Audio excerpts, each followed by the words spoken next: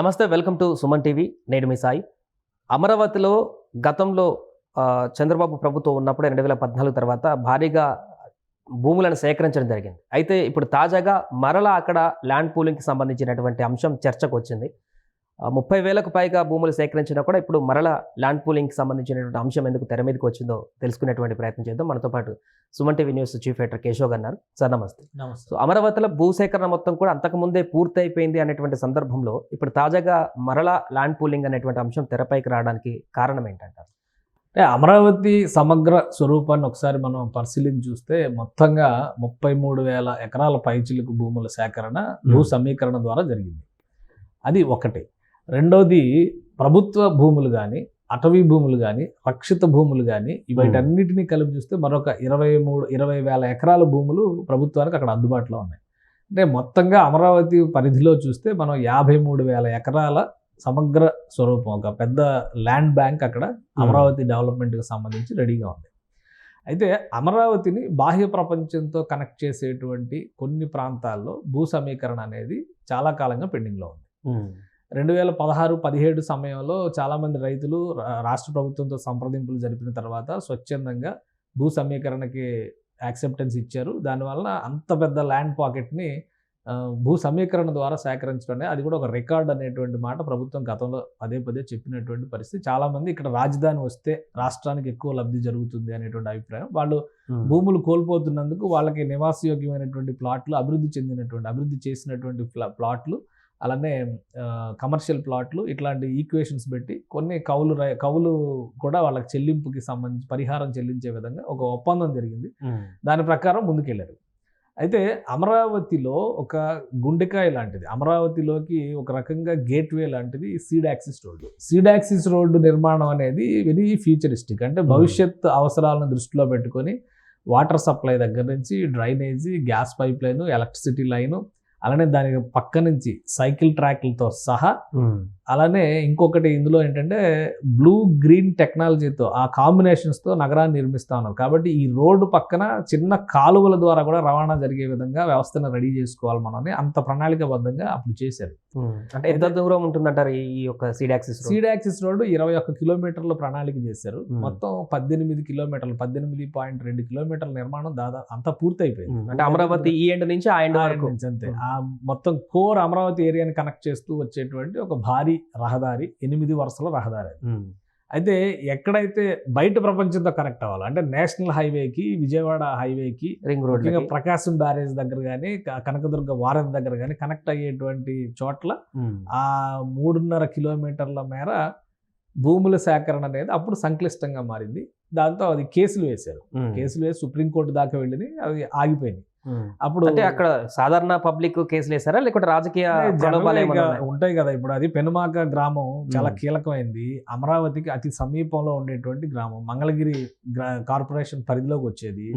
అది capital area కింద register కాకపోయినా కానీ దాని పరిధి మొత్తాన్ని కూడా, అంటే మంగళగిరి మొత్తాన్ని క్యాపిటల్లో భాగంగా చెప్పకపోయినా కానీ క్యాపిటల్ రీజన్ సిఆర్డిఏ పరిధిలోకి వచ్చేటువంటి ప్రదేశం.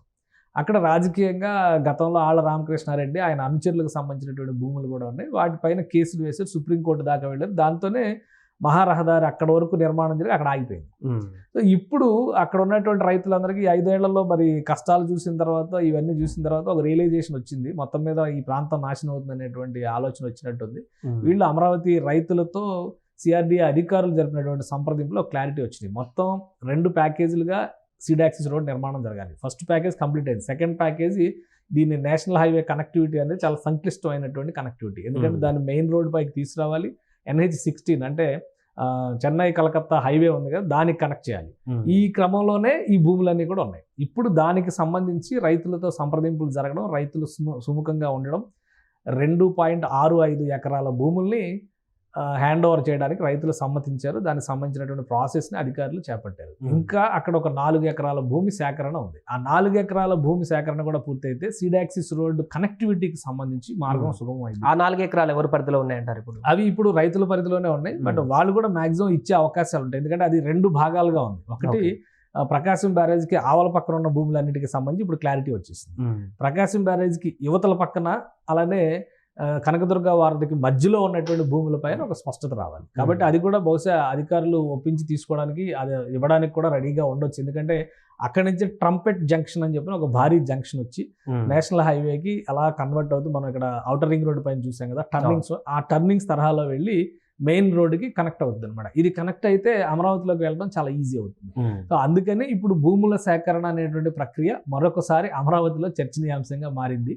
ఈ 2.65 ఎకరాలు ఇచ్చినటువంటి నేపథ్యంలో మిగతా 4 ఎకరాల సేకరణ కూడా ఈజీగా అవుతుంది. అయితే ఇప్పుడున్న పరిస్థితిలో ప్రభుత్వం ఒక నిర్ణయం తీసుకుంది.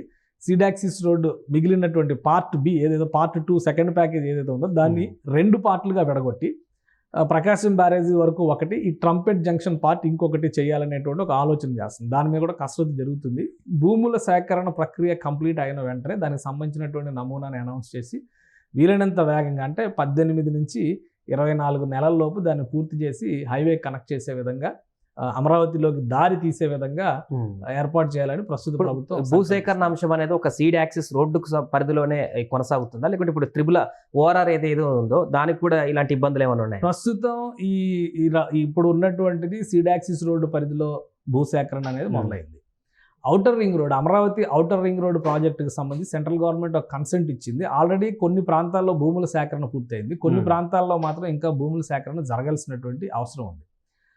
అంత పెద్ద రహదారి నిర్మించేటువంటి క్రమంలో మనం ఔటర్ రింగ్ రోడ్ చూసాం, ప్యాకేజీలుగా విడగొట్టేసి 20 కిలోమీటర్లు 30 కిలోమీటర్లు ఒక్కొక్క కంపెనీకి ఇవ్వడం వలన చాలా వేగంగా పని జరిగింది.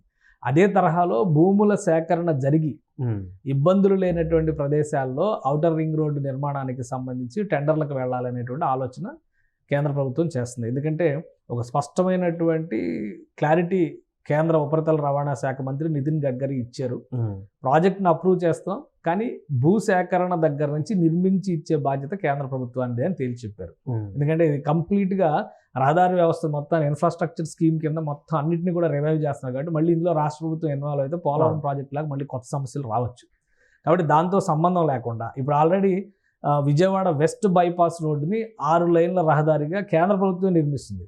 ఎందుకంటే గత ప్రభుత్వం ఇన్నర్ రింగ్ రోడ్డుకు సంబంధించినటువంటి ప్రతిపాదనలో మార్పులు చేసింది. అలానే దానికి సంబంధించి అప్రూవల్స్, అంటే వెస్ట్ బైపాస్ రోడ్డుకు సంబంధించినటువంటి అప్రూవల్స్ విషయంలో కూడా తాత్సారం చేసింది. దీంతో 2021 వరకు వేచి చూసి 2021 నుంచి ఆ పనులు ప్రారంభించింది. ఇప్పుడు ఇంకొక 6 నెలల్లో అది ప్రారంభించే విధంగా, అంటే లాంచ్ చేసేయడానికి, జాతికి అంకితం ఇవ్వడానికి రెడీ అవుతుంది ఆ ప్రాజెక్టు.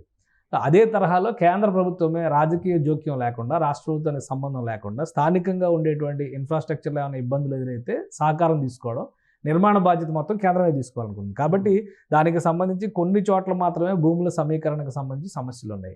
ప్రాజెక్ట్ని అతి త్వరలో, అంటే బహుశా నేను అనుకోవడం రేపు వెస్ట్ బైపాస్ ఇనాగ్రేషన్కి ఒక 6 నెలల్లో కేంద్ర మంత్రులు, ప్రధానమంత్రి గారు వస్తారా, కేంద్ర మంత్రి గారు వస్తారు. అప్పుడు ఈ ఔటర్ రింగ్ రోడ్డు పైన పూజ కూడా చేసే అవకాశం ఉంది. భూమి పూజ చేసి మొదలు పెట్టేదానికి కావాల్సినటువంటి ప్రక్రియను కూడా పూర్తి చేయాలనేటువంటి సంకల్పంతోనే అటు కేంద్రం, ఇటు రాష్ట్ర ప్రభుత్వం కూడా కనిపిస్తుంది.